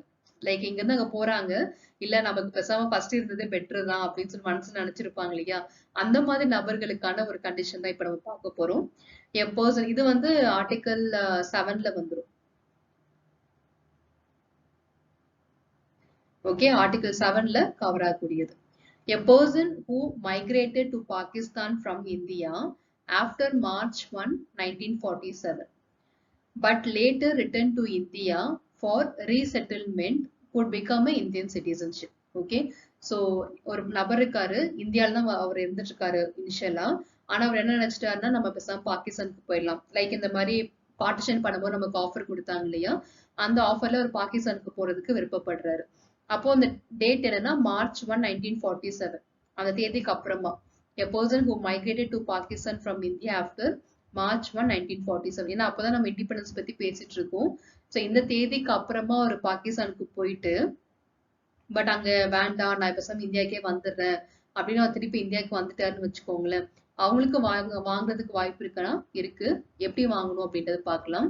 For this he had to be resident in India for 6 months preceding the date of his application for registration. So 6 மாத காலமாவது இந்தியால அவரு தங்கியிருந்து பதிவு செய்தல் அப்படின்ற மெத்தட் மூலியமா அவரால் வாங்க முடியும். ஸோ அந்த டேட் தான் ரொம்ப இம்பார்ட்டன்ட். மார்ச் 1, 1947க்கு அப்புறமா இந்தியால இருந்து பாகிஸ்தானுக்கு போயிருக்கணும். அதுக்கப்புறமா பாகிஸ்தான் வேண்டாம்னு நினைச்சு இந்தியாவுக்கு மறுபடியும் வந்திருக்கணும். இப்படி வந்தவங்க மட்டும்தான். மார்ச் 1க்கு முன்னாடி போனவங்களுக்கு கணக்கு இல்ல. அதுக்கப்புறம் போனவங்களுக்கு மட்டும்தான் அந்த ஆப்ஷன் வந்து கொடுத்திருக்காங்க. ஸோ ஆர்டிகல் 7 படி உங்களால வாங்க முடியும். இப்ப 4வது கேட்டகரி பார்க்க போறோம். இது என்ன கேட்டகரினா, இந்தியாவை சேர்ந்தவங்க தான். ஆனா இந்தியால வாழவே இல்லை. வெளிநாட்டு வாழ்பவர் லைக் ஓவர்சீஸ் சிட்டிசன்ஸ் அப்படின்னு சொல்லுவோம் இல்லையா? அவங்கள பத்தின ஒரு விஷயம் தான் இப்ப நம்ம பார்க்க போறோம். இது வந்து ஆர்டிகல் 8ல மென்ஷன் பண்ணிருப்பாங்க. ஸோ 5, 6, 7 நம்ம பார்த்துட்டோம். இப்போ ஆர்டிகல் 8 பத்தி நம்ம பார்க்க போறோம். A person who or any of his parents or grandparents was born in undivided India and who is ordinary resident outside India shall become a citizen அப்படின்னு சொல்லியிருக்காங்க. அதாவது ஏதோ ஒரு நபர் இருக்காரு, அவரு இல்லைன்னா அவருடைய பெற்றவர்கள் இல்லைன்னா அவருடைய கிராண்ட் பேரண்ட்ஸ் தாத்தா பாட்டி யாராவது ஒருத்தங்க இந்தியாவில பிறந்திருக்காங்க. அன்டிவைடட் இந்தியால பிறந்திருக்காங்க. ஆனா இந்தியால வாழல. இந்தியாவில் தங்கியிருந்து வாழாம வெளிநாட்டுல வாழ்ந்துட்டு இருக்காங்க. ஓகேவா?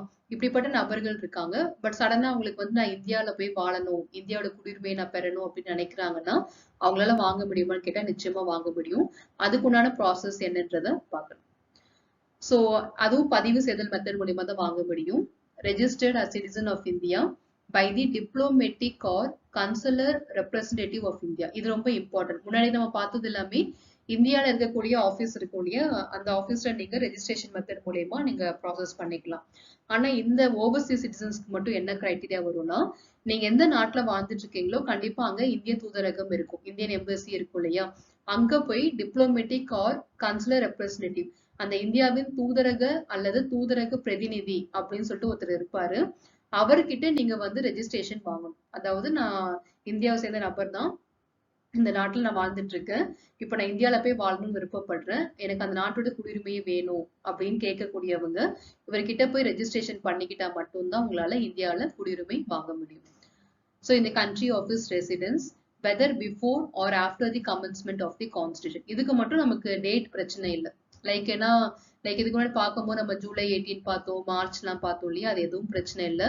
நீங்க நம்ம ரிபப்ளிக் ஆறதுக்கு முன்னாடி இந்தியால இருந்து வெளியில போயிருந்தாலும் சரி, இல்ல நம்ம இந்தியா வந்து ரிபப்ளிக் ஆனதுக்கு அப்புறம் இண்டிபெண்டன்ஸ் வாங்கி ரிபப்ளிக் அனௌன்ஸ் பண்ணதுக்கு அப்புறமா கூட நீங்க இந்தியால வாழாம வெளிநாட்டுல போய் வாழ்ந்திருந்தாலும் சரி, before or after the commencement it doesn't matter. அந்த தூதரக பிரதிநிதி கிட்ட நீங்க ரெஜிஸ்ட்ரேஷன் பண்ணணும். லைக் நான் அந்த இந்தியாவை சேர்ந்த நபர் தான், இங்க வந்து நான் வாழ்ந்துட்டு இருக்கேன், இப்ப மறுபடியும் இந்தியால போய் வாழணும்னு விருப்பப்படுறேன், எனக்கு அந்த நாட்டோட குடியுரிமை வாங்கித்தாங்க அப்படின்னு சொல்லி அங்க போய் நம்ம அப்ரோச் பண்ணும்போது அவங்க எல்லாத்தையுமே வெரிஃபை பண்ணி உங்களை சர்டிஃபை பண்ணிட்டாங்கன்னா நீங்க இந்தியாவோட குடியுரிமையை வாங்கிட முடியும். Thus, this provision covers the overseas Indians, வெளிநாட்டு இந்தியர்கள். அவங்கள வந்து இந்த கேட்டகரியை கவர் பண்ணும். அவங்களாலையும் இந்தியாவோட குடியுரிமையை வாங்குறதுக்கான வாய்ப்புகள் இருக்கு.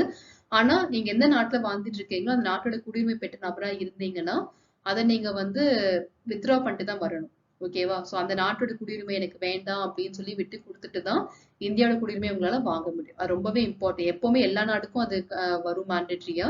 சோ இந்தியாவுக்கும் அது இருக்கு. ஏதாவது இந்தியாவோட குடியுரிமை பெற்ற நபர்கள் வேற எந்த நாட்டோட குடியுரிமையும் உங்களால வாங்க முடியாது. அப்படி நீங்க வாங்கிட்டீங்கன்னா உங்களோட இந்திய குடியுரிமை வந்து கேன்சல் ஆயிடும். ஓகேவா? சோ அதை நம்ம நோட் பண்ணி ஆகணும். ஸோ இந்த 4 கேட்டகரிஸ் என்னன்றது நம்ம கிளியரா பார்த்துட்டோம். Article 5, 6, 7 and 8. இந்த 8 ஆர்டிகல்ஸ் வரைக்கும் நம்ம கிளியரா பார்த்திருக்கோம். ஸோ இப்போ எல்லாத்தையுமே நம்ம வந்து சம்மப் வந்து பண்றாங்க. ஸோ எல்லா டெக்ஸ்ட்டுமே வந்து புக்ல இருக்கிறது தான், நான் எதுவுமே என்னோட பர்சனல் ஆட் பண்ணல. ஸோ எல்லாமே டெக்ஸ்ட் புக்ல இருக்கிறது நான் உங்களுக்கு சிம்பிளா வந்து லைக் ஸ்லைட் பை ஸ்லைடா உங்களுக்கு எக்ஸ்பிளைன் பண்றேன், அவ்வளவுதான். So to some up these provision deal with citizenship 4 categories என்னன்றதை நமக்கு லிஸ்ட் அவுட் பண்ணியிருக்காங்க. ஃபர்ஸ்ட் வந்து பர்சன்ஸ் டொமிசைல்ட் இன் இந்தியா. ஸோ இது நம்ம வந்து ஆர்டிகல் 5 அப்படின்னு சொல்லி பார்த்தோம் இல்லையா. அடுத்தது persons migrated from Pakistan. Article 6 நம்ம இந்த டேட் பார்த்தோம் இல்லையா, July 8. Persons migrated to Pakistan but later இந்தியாவுக்கு வந்துட்டாங்க, மார்ச் பேஸ் பண்ணி பார்த்தோம்ல அந்த ஆர்டிகல். அண்ட் லாஸ்டா வந்து persons of Indian origin residing outside India. இது வந்து ஆர்டிகல் 8. ஓகே, ஸோ 5, 6, 7, 8 இது எல்லாத்தையுமே தான் நம்ம இப்போ பார்த்துருக்கோம். இதுக்கப்புறமா நான் சொன்னேன் இல்லையா 9, 10, 11 அப்படின்னு ஒரு 3 ஆர்டிகல் இருக்குன்னு சொன்னேன் இல்லையா, அந்த 3 ஆர்டிகல்ஸ் என்னன்றதை இப்போ நம்ம பார்த்துடலாம். The other constitutional provision with respect to the citizenship are as follows.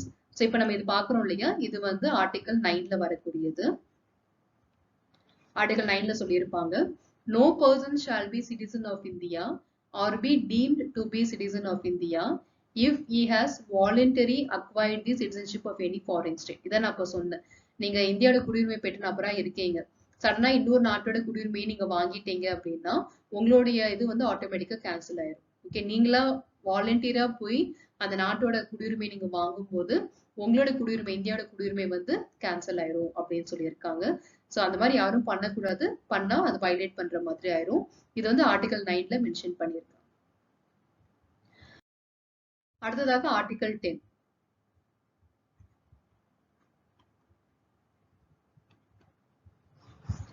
Every person who is or is deemed to be a citizen of India shall continue to be such citizen subject to the provisions of any law made by parliament அப்படின்னு சொல்லியிருக்காங்க. நான் சொன்னேன் இல்லையா, பாராளுமன்றம் இயற்றக்கூடிய சட்டங்களுக்கு நீங்க மதிப்பு கொடுத்து நடக்கணும்.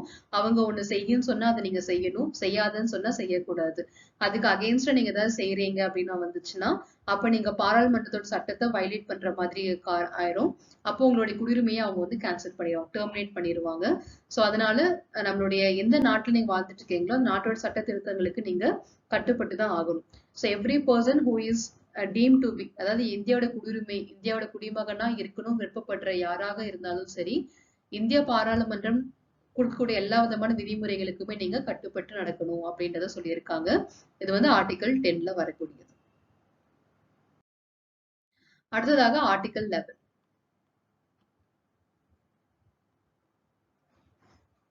Parliament shall have the power to make any provision with respect to the acquisition and termination of citizenship and all other matters relating to citizenship. இது வந்து ஆர்டிகல் 11ல சொல்லியிருப்பாங்க. அதாவது குடியுரிமை சம்பந்தப்பட்ட எந்த ஒரு முடிவாக இருக்கட்டும், இல்ல எந்த ஒரு சட்டங்கள் இயற்றுவதாக இருக்கட்டும், இல்ல எந்த ஒரு திருத்தமாக இருக்கட்டும், எதுவாக இருந்தாலும் பார்லிமெண்ட்டுக்கு மட்டும்தான் அது சம்பந்தப்பட்ட உரிமை இருக்கு. வேற யாருக்கும் இல்ல. குடியுரிமை வாங்குறதுக்கான வழிமுறைகளை தீர்மானிக்கிறதுல இருந்து அதை இழப்பதற்கான வழிமுறைகளை கொடுக்கிற வரைக்கும் எல்லாமே பார்லிமெண்டே டிசைட் பண்ணிக்கலாம் அப்படின்ற அந்த ஸ்டேட்மெண்ட் வந்து ரொம்பவே ஸ்ட்ராங்கா நம்மளுடைய இந்திய அரசியலமைப்புல மென்ஷன் பண்ணியிருக்காங்க. ஆர்டிகல் 11ல இது கவர் ஆயிரும். ஸோ ஆர்டிகல் 5ல இருந்து 11 வரைக்கும் நம்மளுடைய இந்திய அரசியலமைப்புல குடியுரிமை பற்றி என்னதான் சொல்லியிருக்காங்க அப்படின்றத நம்ம கிளியராகவே இது மூலயமா பார்த்துட்டோம். ஸோ கிறிஸ்டல் கிளியரா எல்லாமே புரிஞ்சிருக்கும் அப்படின்னு நினைக்கிறேன். ஸோ இதுக்கப்புறமா நம்ம பார்க்கக்கூடியது பாயிண்ட்ஸ் டு ரிமெம்பர். ஸோ நம்ம வந்து இதான் ரொம்ப ரொம்ப இம்பார்ட்டன்டான ஒரு பாயிண்ட். இதுக்கு முன்னாடி வந்து லைக் எல்லாமே கண்டென்ட் பேஸ் பண்ணி நம்ம பார்த்துட்டோம். இப்போ வந்து ரொம்ப கிளியரா ஒரு சிங்கிள் ஸ்லைட்லயே நம்ம இது வரைக்கும் பார்த்த எல்லா ஒரு 15 ஸ்லைட்ஸ் கிட்ட பார்த்துருப்போம். அந்த எல்லா ஸ்லைட்ஸுமே ஒரு சின்ன ஸ்லைட்ல நம்மளால எப்படி ரீகலெக்ட் பண்றது, மைண்ட் மேப் மாதிரி எப்படி நம்ம போடுறது அப்படின்றதான் இப்போ நம்ம டிஸ்கஸ் பண்ண போறோம்.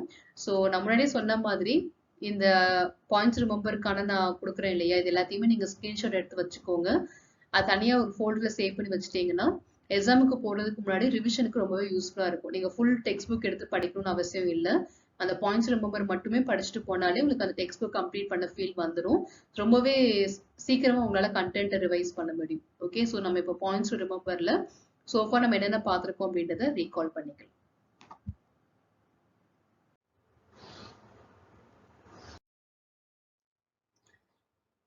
ஓகே, ஸோ பாயிண்ட்ஸ் ரிமெம்பர்ல ஃபர்ஸ்ட் டாபிக் எழுதிப்போம்.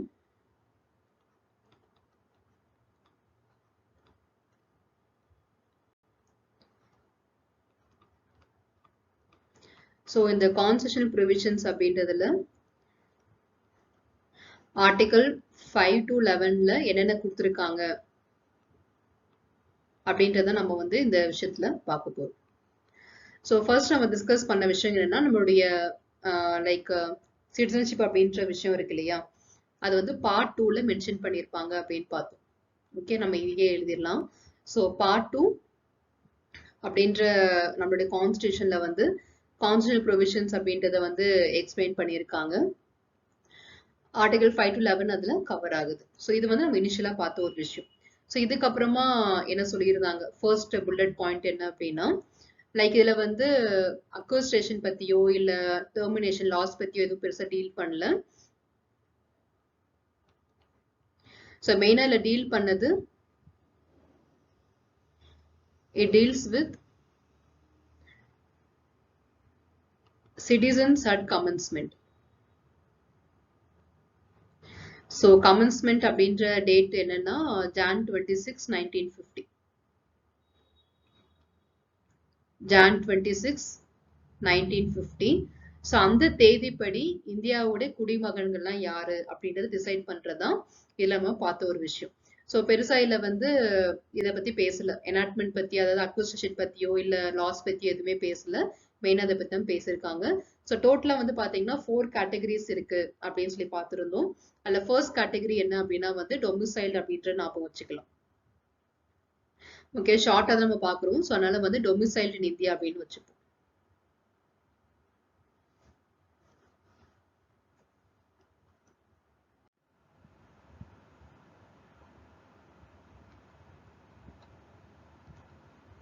So domiciled in India.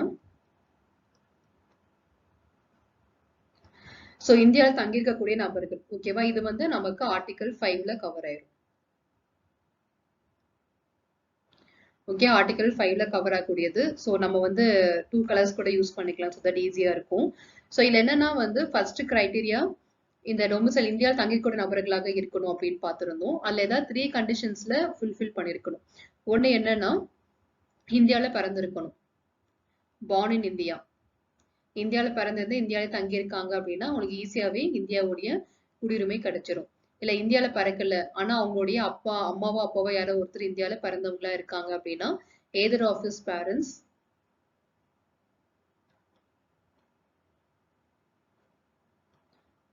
ஓகேவா born in India.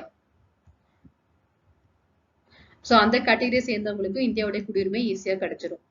இது ரெண்டுமே இல்லை, ஆனா நான் இந்தியாவில வந்து வசிக்கணும்னு விருப்பப்படுறேன், இந்தியாவோட குடியுரிமை வாங்க விருப்பப்படுறேன் அப்படின்றவங்க என்ன பண்ணணும்னா இந்தியாவில குறைஞ்சபட்சம் 5 வருடங்களாவது தங்கியிருக்கணும். Okay 5 years. ஆனா அந்த டேட் ரொம்ப இம்பார்ட்டன்ட். கமென்ஸ்மெண்ட் டேட் அதாவது பிஃபோர் 1950 5 இயர்ஸ் இந்தியாவில் தங்கியிருக்கணும். 5 இயர்ஸ் டொமிசைல்டு பிஃபோர் கமென்ஸ்மெண்ட். ஸோ அந்த கமென்ஸ்மெண்ட் டேட் தான் நம்ம பார்த்தோம் இல்லையா, Jan 26, 1950. ஓகே, அந்த கமென்ஸ்மெண்ட் டேட் ரொம்ப இம்பார்ட்டன்ட். ஸோ இவங்களை சேர்ந்தவங்க எல்லாருக்குமே தான் வந்து உங்களுக்கு அந்த டொமிசைல்டு இன் இந்தியா அப்படின்ற கேட்டகரி வந்து கிடைக்கும். ஸோ இது வந்து கேட்டகரி 1 அப்படின்னு ஞாபகம் வச்சுக்கோங்க.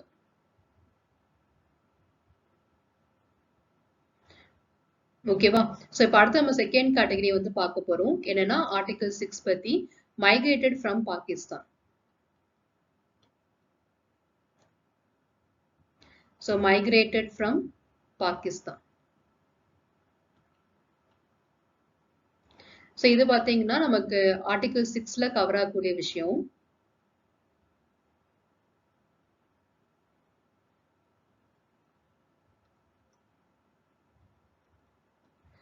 ஸோ இதுக்கு வந்து இனிஷியலா வந்து ஒரு கிரைட்டீரியா சொல்லியிருந்தாங்க இல்லையா, அதாவது லைக் இந்தியாவில் பிறந்திருக்கணும்,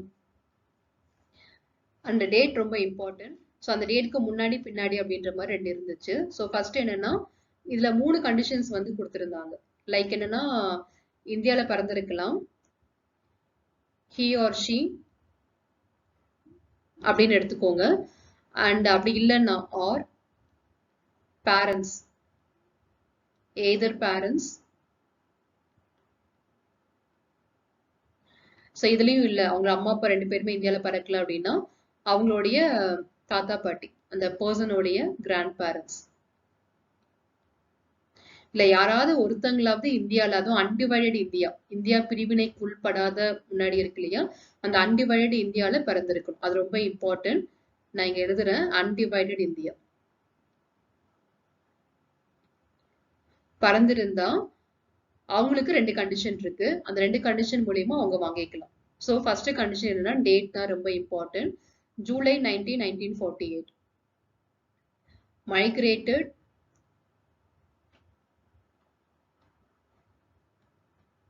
July 19, 1948. ஸோ இதுக்கு முன்னாடி வந்திருந்தாங்கன்னா ரொம்ப சுலபமாவே அவங்க வந்து வாங்கிடலாம். இல்ல நான் அதுக்கப்புறமா தான் இந்தியாவுக்கு வந்திருக்கேன் அப்படின்னா மைக்ரேட்டட் ஆஃப்டர். செகண்ட் கண்டிஷன் வந்து மைக்ரேட்டட் ஆஃப்டர் July 19, 1948. ஸோ இவங்க என்ன பண்ணணும்னா இந்தியாவில் வந்து 6 மாத காலமாவது இந்தியாவில் தங்கியிருக்கணும். ஓகேவா? எந்த டேட்ல அவங்க வந்திருக்காங்களோ அந்த டேட்ல இருந்து 6 மாதம் இந்தியாவில் தங்கி இருந்து ரெஜிஸ்ட்ரேஷன் மெத்தட் மூலியமா அவங்களால இந்தியாவோட குடியுரிமை வாங்க முடியும். So like domiciled in India for 6 months. So registration ஓகேவா, ஷார்ட் ஃபார்ம்ல எழுதிடுறேன். ஸோ ரெஜிஸ்ட்ரேஷன் பண்றதுக்கு முன்னாடி 6 மாதமாவது இந்தியாவில் அவங்க தங்கியிருக்கணும். ஸோ இது ரொம்ப இம்பார்ட்டன்ட். ஸோ இந்த டேட்டும் நம்ம வந்து ஞாபகம் வச்சுக்கலாம். July 19, 1948 and Jan 26, 1948. இந்த 2 டேட் ஞாபகம் வச்சுக்கோங்க. இது வந்து 2வது கேட்டகரி ஆர்டிகல் 6 படி பார்த்தது. ஸோ அடுத்து நம்ம பார்க்க போறது 3rd category, migrated to Pakistan but returned to India.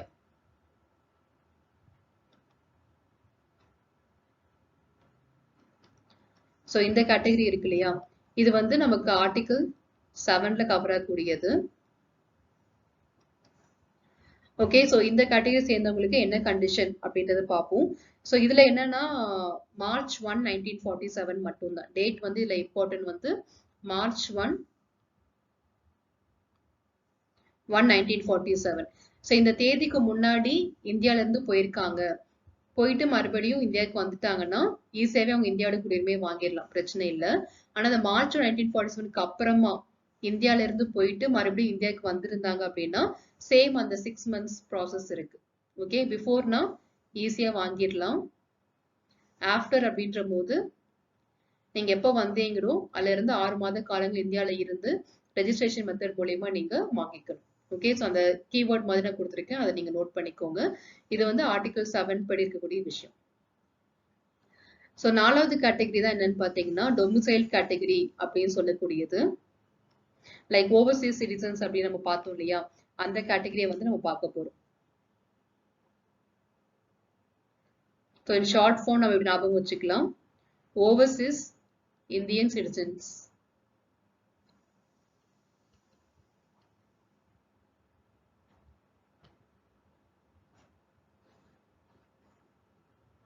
So இது வந்து ஆர்டிகல் 8ல கவர் ஆகக்கூடியது. ஓகேவா? ஸோ இதுல வந்து நம்ம டேட்லாம் எதுவும் இல்லை, எப்போ வேணாலும் சரி, பிஃபோரோ இல்லை ஆஃப்டர் கமென்ஸ்மெண்ட்டோ அது பிரச்சனை இல்லை. ஸோ ஓவர்சீஸ் சிட்டிசன்ஸா இருந்தாங்கன்னா என்ன கண்டிஷன்னா, அங்கிருந்து வரணும் அப்படின்னா அங்க இருக்கக்கூடிய லைக் எம்பசி இருக்கு இல்லையா, அவங்க கிட்ட வந்து அவங்க ரெஜிஸ்ட்ரேஷன் பண்ணியிருக்கணும், அவ்வளவுதான். Registration has to be done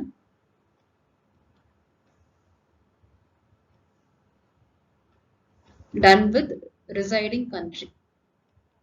எந்த நாட்டுல அவங்க இருக்காங்களோ அந்த நாட்டுல இருக்கக்கூடிய இந்தியன் எம்பசி கிட்ட நீங்க ரெஜிஸ்ட்ரேஷன் பண்ணிட்டீங்கன்னா இந்தியால வந்து நீங்க குடியுரிமை பெற்று வாழலாம். ஸோ இந்த 4 கண்டிஷன்ஸ் 4 கேட்டகரிஸ்ல தான் நீங்க இந்தியாவோட குடியுரிமையை வாங்க முடியும். ஸோ கிளியரா பார்த்துட்டோமா? லாஸ்ட் நம்ம பார்த்தது 9, 10, 11. ஸோ என்னன்னா லைக் எப்பெல்லாம் நீங்க குடியுரிமை இல்லாம போக முடியும் அப்படின்ற ஒரு விஷயத்த வந்து பார்த்தோம். ஸோ ஆர்டிகல் 9 படி என்ன சொல்லியிருப்பாங்கன்னா, நீங்க வந்து voluntary acquiring other country citizenship.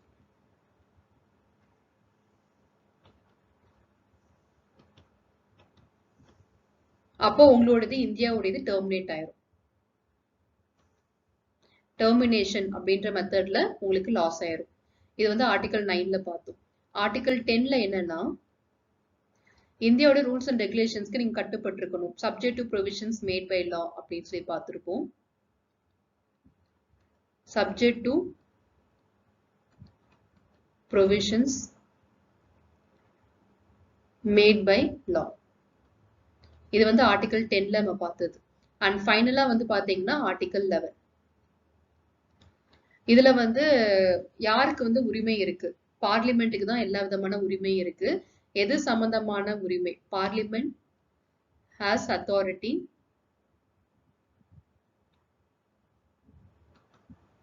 எதுக்கு அப்படின்னு பாத்தீங்கன்னா, குடியுரிமையை பத்தி அக்வஸ்டேஷன் வாங்குறதுக்கான வழிமுறைகளை இருந்து அதை இழப்பதற்கான வழிமுறைகள் வரைக்கும், இல்லைன்னா லாஸ் அப்படின்னா டெர்மினேஷன் அப்படின்னு எடுத்துக்கலாம், இது வரைக்கும் எல்லாமே இவங்க தான் டிசைட் பண்ணுவாங்க அப்படின்றத பார்த்தோம். ஓகேவா? ஸோ ஆர்டிகல் 9, 10 and 11 இதை நம்ம ஃபைனலா பார்த்த விஷயங்கள். ஸோ கான்ஸ்டியூஷன் ப்ரொவிஷன் அப்படின்றதுல நம்ம இதான் பார்த்திருக்கோம். ஆர்டிகல் 5 11 வரைக்கும் இப்போ கிளியராகவே உங்களுக்கு புரிஞ்சிருக்கும். இதுக்கப்புறமா தனியா நம்ம அடுத்த வீடியோல அக்வஸ்டேஷன் அப்படின்ற டாபிக் பத்தி நம்ம டிஸ்கஸ் பண்ணலாம். ஸோ நெக்ஸ்ட் டாபிக் என்னன்னா அக்வஸ்டேஷன்ஸ் ஆஃப் சிட்டிசன்ஷிப் அப்படின்னு சொல்லக்கூடியதான். Actually yeah, so acquisitions of citizenship இதுல வந்து by birth, by descent, and then by registration, by naturalization, by incorporation of territory அப்படின்ற இந்த 5 மெத்தட் மூலமா எப்படி வாங்குறது அப்படின்றத பார்த்திருப்போம். பட் இந்த மாதிரி தனித்தனியா நமக்கு ஆர்டிகல்ஸ்லாம் இல்லை. இப்போ நம்ம பார்த்ததான் 5 to 11 ஆர்டிகல்ஸ். பட் இதுல தனியா கேட்டகரைஸ் பண்ணி அக்வஸ்டேஷன்ஸ் வந்து 5 மெத்தட்ஸ் மூலியமா வாங்க முடியும், டெர்மினேஷன் வந்து 3 முறையில நம்மளால இழக்க முடியும் அப்படின்றத அவங்க கேட்டகரைஸ் பண்ணியிருக்காங்க. ஸோ அந்த 5 மெத்தட் என்ன அப்படின்றது நம்ம அடுத்ததுல பார்த்துடலாம். ஸோ இந்த நேச்சுரலைசேஷனா என்னது எல்லாத்தையுமே நம்ம கிளியரா வந்து பார்ப்போம். இது கொஞ்சம் லென்த்தியான வீடியோ தான், பட் நம்ம லைக் முன்னாடி சொன்ன மாதிரி ஒரே வீடியோவே பார்த்துடலாம். And by incorporation of territory. அதுக்கடுத்து லாஸ் வந்து ரொம்ப ஈஸி தான். ஸோ நாளைக்கு வந்து பார்த்தீங்கன்னா நம்ம ரெண்டுமே பார்த்துடலாம், அக்வஸ்டேஷனும் பார்த்துடலாம், லாஸும் பார்த்துடலாம். ஸோ இந்த 2 டாபிக்குமே நமக்கு நாளைக்கு கம்ப்ளீட் ஆயிடும். ஸோ ஃபைனலாக நம்ம இன்னைக்கு என் பேஜ்க்கு வந்துட்டோம். So after a long time இன்னைக்கு நான் வீடியோ வந்து அப்லோட் பண்ணியிருக்கேன். ஸோ டில் தி எண்ட் வரைக்கும் இருந்து இந்த வீடியோவை பார்த்தவங்க எல்லாருமே எனக்கு கமெண்ட் பண்ணுங்க. ஸோ இன்னைக்கு வீடியோ எப்படி இருந்துச்சு அண்ட் ஏதாவது டவுட் இருந்துச்சுன்னா கமெண்ட்ல கேளுங்க, கண்டிப்பாக நான் கிளாரிஃபை பண்றேன். அண்ட் வேற ஏதாவது சஜஷன்ஸ் இருந்தாலும் நீங்க தாராளமா சொல்லலாம்.